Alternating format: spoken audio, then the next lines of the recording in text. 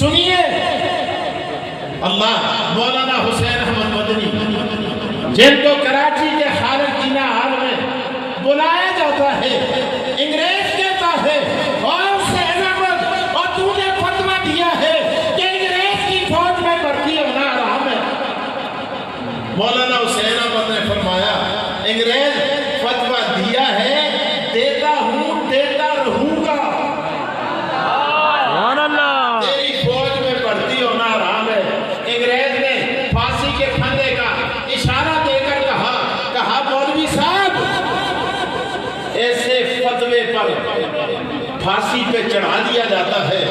حسین احمد مدنی دیوبند کے فرزند پہ میں قربان کیوں نہ جاؤں؟ اللہ اکبر۔ آپ نے اپنی بغل سے کفن کا ٹکڑا انگریز کی عدالت میں یوں لے رہا، کہا اگر تو پھانسی کی دھمکی دیتا ہے تو دیوبند کا بیٹا کفن ساتھ لے کے آئے۔ دینے والوں نے کہا بھری ہے شاخ تمنا ابھی چلی تو نہیں، اور تبھی ہے آگے جگر مگر پوچھی تو نہیں، جفا کی تیغ سے جب تک وفا شعار ہوگی، کٹی تو ہے برسرے میدان مگر جھکی تو نہیں۔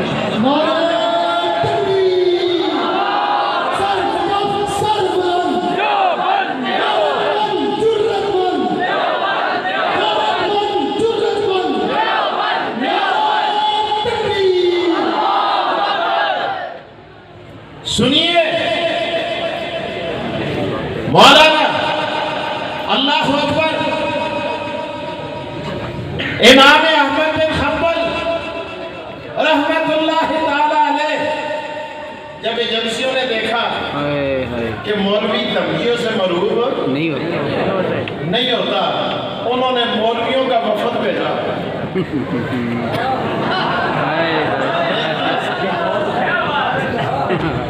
اللہ اکبر۔ مولوی آئے، سرکاری مولا آئے، اللہ اکبر، زلفیں سنوار کے آئے، کراکڑیاں پہن کے آئے، بڑے کاروبار میں آئے، اور تاریخ میں لکھا ہے، میں آج کی گل نہ کرتا، عادی نہیں ہے، احمد بن حنبل کے زمانے کی بات کرتا ہوں۔ سنیے آئے، آ کے کہنے لگے حضرت جی آپ بڑے ہیں ہم چھوٹے ہیں، آپ بڑے ہیں ہم چھوٹے ہیں، ہم آپ کے بڑے درد ہیں، آزا زمان سمون و ملازمت القیود، ہم آپ بڑے خطرناک ہیں، یہ چپ رہنے کا اور بند رہنے کا دور ہے۔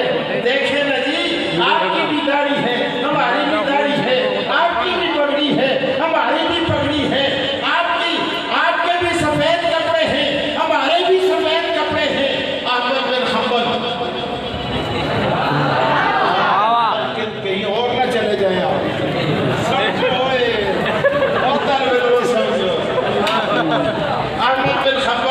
احمد بن حنبل آپ نے فرمایا مولویوں تمہاری اور میری ایک داڑھی ہے، ایک پگڑی ہے، قرآن کی آیات پر ایک آیت پر اگر سب پگڑیاں قربان ہو جائیں تو سودا سستا ہے، مہنگا نہیں ہے۔ آگے سنو، تاریخ میں لکھا ہے اللہ اکبر، بادشاہ جوش میں آتا ہے، جلال میں آتا ہے، امام احمد بن حنبل کو گرفتار کیا جاتا ہے، جیل میں ڈالا جاتا ہے، کوڑے مارے جاتے ہیں، اور پھر خدا انعام کیا دیتا ہے؟ تاریخ یہ بات بھی لکھی ہے، تاریخ میں لکھا ہے انعام کیا ملا؟ اللہ اکبر، جلاد کوڑے مار کے تھک جاتا ہے، پیچھے آتا ہے، امام احمد بن حنبل اف تک نہیں کرتے، اف تک نہیں کیا، آخری کوڑا لگا، امام احمد بن حنبل نے اف کیا، جلاد کہنے لگا حضور اتنے کوڑے مارے، آدھی کو مارے جاتے شاید ہو جاتا، اور آپ نے اف تک نہیں کیا۔ امام صاحب نے فرمایا یار تو نے پوچھ ہی دیا ہے، راز کی بات ہے، پتا نہیں رہا تھا، لیکن تجھے بتا دیتا ہوں میں اف کیسے کرتا۔ جب تو مجھے کوڑے لگاتا تھا پردے ہٹ جاتے تھے، چاک ہو جاتے تھے، اوپر سے آواز آتی تھی احمد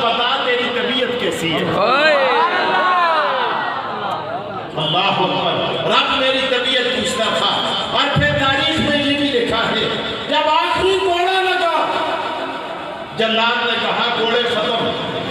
अल्लाह का दीदार हो रहा था। अहमद बिन हंबल ने हाथ जोड़ के अर्ज किया, अल्लाह पता नहीं फिर कोड़े लगे या ना लगे, दीदार हो या ना हो, तुझसे एक मसला पूछता हूँ। अहमद पूछ, क्या पूछता है? अल्लाह अकबर।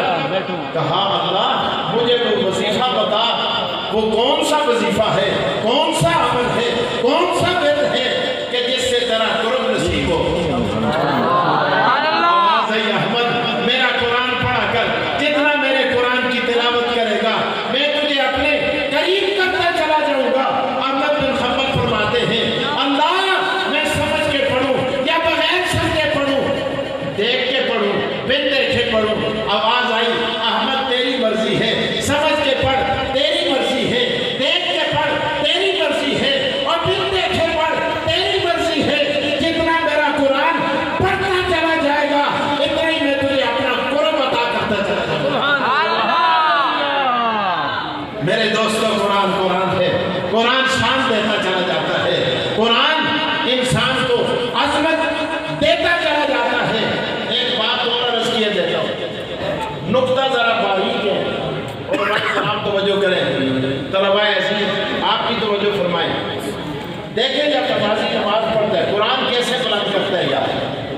नमाजी जब नमाज पढ़ता है, मुस्लिम शरीफ की हदीस है, अल्लाह के रसूल फरमाते हैं नमाजी को आवाज़ दी जाती है, और नमाजी और नमाज पढ़ने वाले, तू नमाज में सजदा भी करेगा, रुकू भी करेगा, कायदा भी करेगा, कोमा भी करेगा, जलसा भी करेगा। अल्लाह करूँगा, फिर तू सारे औरात भी पढ़ेगा, कुरान भी पढ़ेगा, लेकिन एक बात याद रखना, ना किरा आता फिर रुकू वाला फिर सुजूद, सजदे में और रुकू में मेरा कुरान न पढ़ना। अल्लाह क्या बात है, सजदा भी तेरा, रुकू भी तेरा, कायदा भी तेरा, जलसा भी तेरा, कोमा भी तेरा। तू रुकू और सजदे में कुरान पढ़ने से क्यों रोकता है? सुनिए, नुक्ता बड़ा बारीक है। अल्लाह अकबर। अल्लामा शबीर अहमद उस्मानी, वाह देवबंद के मोतियों, सुभान अल्लाह, कमाल कर दिया अल्लाह की कसम। देवबंद से निकलने वाला हर एक हीरा था या मोती था। अल्लामा शबीर अहमद उस्मानी मुस्लिम शरीफ की शरह के अंदर एक बात लिखते हैं, आप फरमाते हैं हमेशा मजरूफ सरफ के ताबे होता है। तर्जुमों में आपको कैसे समझाऊं, तवज्जो करें। देखें, सरफ कहते हैं बर्तन को, मजरूफ कहते हैं जो चीज़ बर्तन में डाली जाती है। फरमाया नमाजी जब तू नमाज के लिए खड़ा होता है, तू भी कुरान का ज़रफ़ और बर्तन बन जाता है। जब तू कुरान पढ़ता है, तू ज़रफ़ होता है और तेरे अंदर कुरान की आयतें आती है। तो हमेशा मज़रूफ़ ज़रफ़ के, बोलो ज़रा, ज़रफ़ के किस तरह समझाओ है? अल्लाह को तौफीक दे। हाँ समझ आ गई, तवज्जो करें। अल्लाह ने कुप्पा खोल दिया, को भी चीज़ जारी रखो। अरमान ये मानसरा होता ना, मैं आपको समझाता। चलो मैं कोशिश करता हूँ, सुने सुने सुने सुने सुने, तवज्जो करें, तवज्जो। अच्छा, आप गिलास के अंदर पानी डालकर फ्रीजर में रखें, शक्ल कैसी होती है? बोलो, सूख जाती है। गिलास जैसी। प्याले में डाले शक्ल, जग में डाले शक्ल, प्याली में डाले शक्ल, और जैसा बर्तन होता है वैसी शक्ल मजरूफ की होती है। अल्लाह फरमाते हैं, अल्लाह के रसूल फरमाते हैं, और नमाजी तू कुरान का बर्तन है नमाज की हालत में। अगर तू झुका हुआ होगा, कुरान भी झुका हुआ होगा, और तू लेटा हुआ होगा, कुरान भी लेटा हुआ होगा। और कुरान झुकाने और लेटाने के लिए नहीं आया, बल्कि कुरान बुलंद करने के लिए। सुनो सुनो, अगली बात सुनो, बड़े काम की बात, तो वो जो मेरी तरफ करें। اور ان باتوں کو یاد رکھیں۔ اچھا ایک اور بات، امام اعظم ابو حنیفہ اونچی آواز سے کہہ دیں سبحان اللہ، امام کی قبر پہ کروڑوں رحمتیں نازل ہوں۔ جب امام صاحب کا گزر ہوا اس حدیث سے، آپ نے دیکھا، آپ اس کی تہ میں گئے، تہ کے اندر آپ نے فرمایا وجہ کیا ہے کہ نمازی کو روکا جاتا ہے کہ سجدے میں قرآن نہ پڑھ، رکوع میں قرآن حالت قیام میں پڑھ۔ وجہ کیا ہے؟ امام صاحب فرماتے ہیں میں نے وجہ دیکھی، وجہ یہ تھی کہ سجدہ عاجزی کی علامت ہے، رکوع پستی کا نشان ہے۔ تو امام صاحب نے فرمایا اگر سجدہ اور رکوع عاجزی اور پستی کی علامت ہے تو مقتدی ہونا، پیچھے کھڑا ہونا، محتاط ہونا، انعام کا انتظار کرنا، اور یہ بھی پستی کا نشان ہے، اور امام پڑھنا یہ بلندی کا نشان ہے۔ لہذا امام پڑھے، مقتدی سنے۔ کیونکہ امام بلندی کے مقام پہ کھڑا ہے، مقتدی پستی کے مقام پہ کھڑا ہے۔ قرآن پست کرنے کے لیے نہیں آیا، قرآن بلند کرنے کے لیے آیا۔ اچھا بس سنیے اور تھوڑا سا آگے چلتا ہوں۔ اللہ اکبر، میرے پاس وقت نہیں، وقت بہت کم ہے، توجہ کریں، میرے پاس ہے آپ کے پاس نہیں، توجہ کریں۔ اچھا سنیے سنیے سنیے، اللہ اکبر، قرآن کریم کے ساتھ جو بھی وابستہ ہوتا ہے قرآن اسے شان دیتا چلا جاتا ہے، قرآن اسے مقام دیتا چلا جاتا ہے۔ سنو، حدیث کے اندر آتا ہے، اس حدیث کو امام غزالی رحمہ اللہ نے اپنی تفسیر کے اندر، تفسیر کا نام ہے یاقوت التعویل فی اسفار التنزیل، اس کے اندر یہ روایت نقل کی ہے جب آدمی مر جاتا ہے اس کے رشتہ دار ہوتے ہیں، اس کے تعلقدار ہوتے ہیں، اس کے دوست ہوتے ہیں۔ اللہ اکبر، حضور فرماتے ہیں قرآن کی ایک صورت بھی ہوتی ہے جس کو سورہ ملک کہتے ہیں، اللہ کی طرف سے آواز آتی ہے، اللہ فرماتے ہیں تو کیوں روتی ہے؟ سورت کہتی ہے اللہ ماشاءاللہ تشریف لائیں، ادھر آتے ہیں، کرسی پہ آؤ، اتھے کرسی پہ آؤ، اس پہ آؤ، اس پہ آؤ، حضرت اتھے آؤ، اتھے آؤ، اٹھو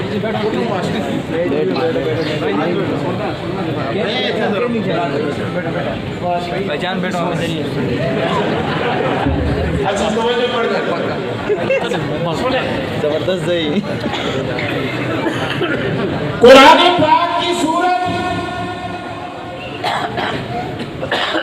اللہ فرماتے ہیں کیوں روتی ہے؟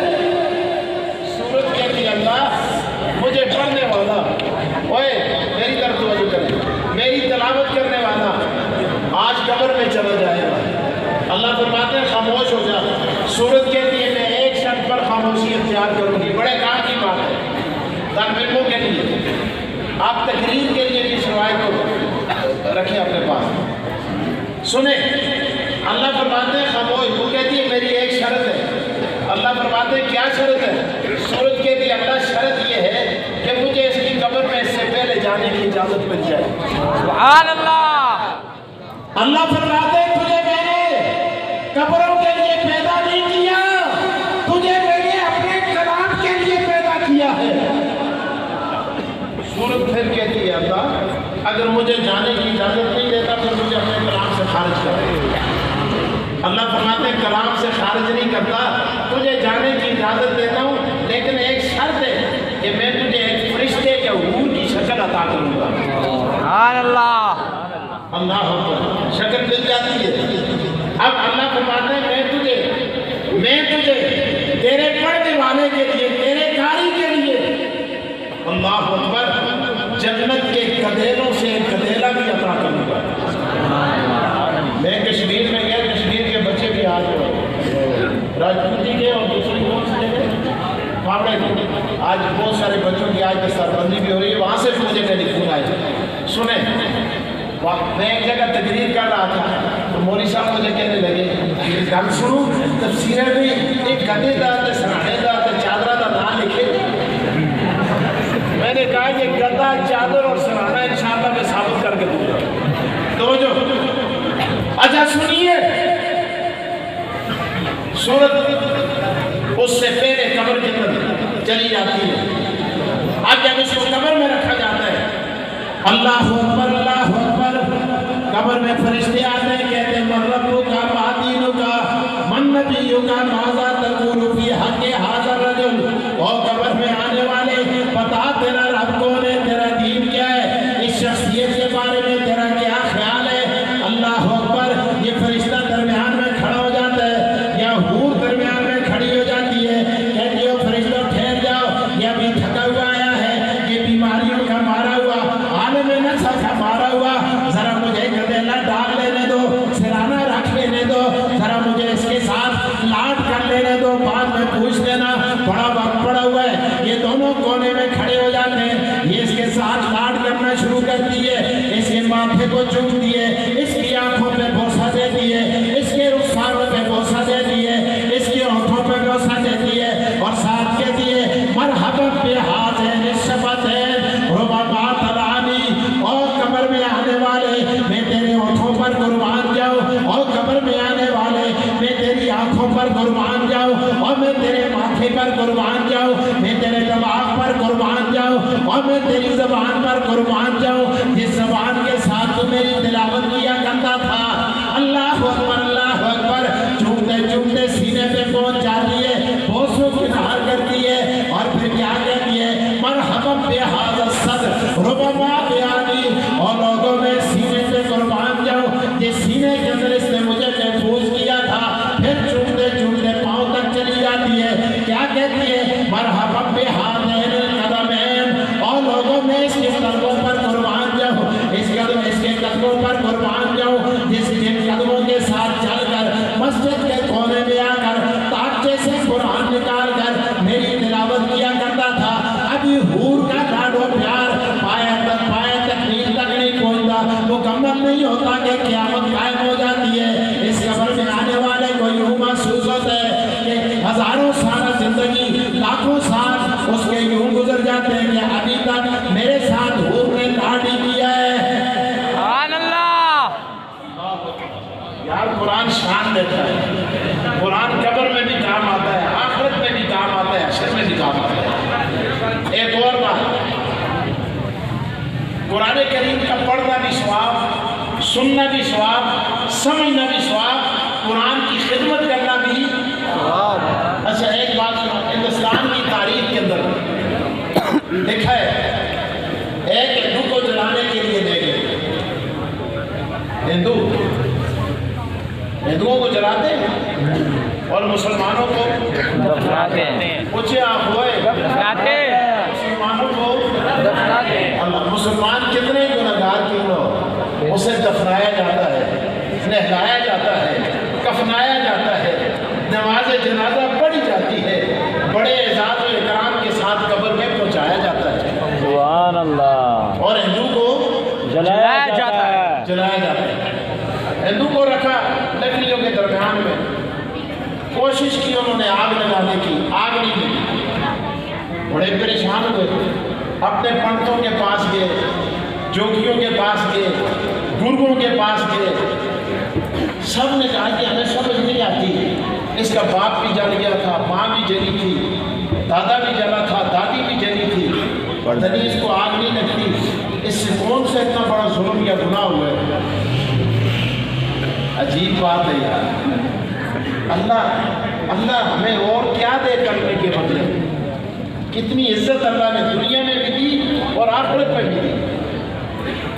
देखो हजरत नानोतवी रहमतुल्लाह, नानोतवी साहब को जानते हैं ना? जी जी। बानी दारुल देवबंद हजरत मौलाना कासिम नानोतवी, पीछे गए, पीछे हसन लोग पीछे गए, पीछे बैठे। आपके पास एक हिंदू आया, हिंदू पंडित, कहने लगा हजरत मुझे समझ नहीं आती, आप कहते हैं कुरान बड़ी अजमत वाली किताब है, बड़ी फजीलत वाली किताब है, जो मौलवी भी उठता है कुरान की अजमत बयान करता है, मुझे तो इसमें कोई खास चीज़ नजर नहीं आई। हजरत ने फरमाया, हजरत तो बड़े नरम तबीयत आदमी थे, आपने फरमाया पंडित जी आपको आम चीज़ कौन सी नजर आई है? कहने लगा ये देखो, पहली सूरत के बाद दूसरी सूरत का नाम सूरह बकरा। तो कहने लगा हजरत जी बकरा गाय को नहीं कहते? हजरत मुस्कराया, आपने फरमाया हाँ गाय को कहते हैं। کہنے لگا یہ گائے کا نام ہی ملا تھا؟ حضرت نے فرمایا قرآن عقیدے سے باس کرتا ہے اور گائے کی تم پوجا کرتے ہو، گائے کی تم پوجا کرتے ہیں، پوجا کرتے ہو، گائے کو گاؤ ماتا کہتے ہو۔ تو اللہ نے اس سورت کا نام گائے کے نام پر رکھ کر بتا دیا کہ گائے کی پوجا نہ کرو، اس کی پوجا کرو جس خدا نے گائے کو پیدا کیا ہے۔ سبحان اللہ۔ دیکھو جنہوں نے کلمہ نہیں پڑھا نا وہ گائے کا پیشاب پیتے ہیں، گاؤ موتر پیو۔ بڑے بڑے بیرسٹر، بڑے بڑے وکیل، بڑے بڑے ڈاکٹر وہ گائے کے پیچھے ڈبہ لے کے کھڑے ہوتے ہیں، اللہ ان کو گائے کا پیشاب پلاتا ہے۔ جنہوں نے کلمہ پڑھا ہے اللہ ان کو گائے کا دودھ پلاتا ہے۔ اچھا سنو، حضرت کہنے لگا یہ بات تو مجھے سمجھ آ گئی حضور، میرا دماغ گاٹن ہو گیا۔ حضرت نے فرمایا اور کیا اعتراض ہے تیرا؟ کہنے لگا کہ یہ مکھی کی مثال کیوں دی ہے؟ حضرت نے فرمایا مکھی کی مثال اس لیے دی ہے، قرآن میں مکھی کی مثال ہے نا؟ ہاں چلو میں آپ کو آیت بھی سنا دیتا ہوں۔ اللہ تعالیٰ ارشاد فرماتے ہیں قرآن پاک میں، کیا اللہ پاک ارشاد فرماتے ہیں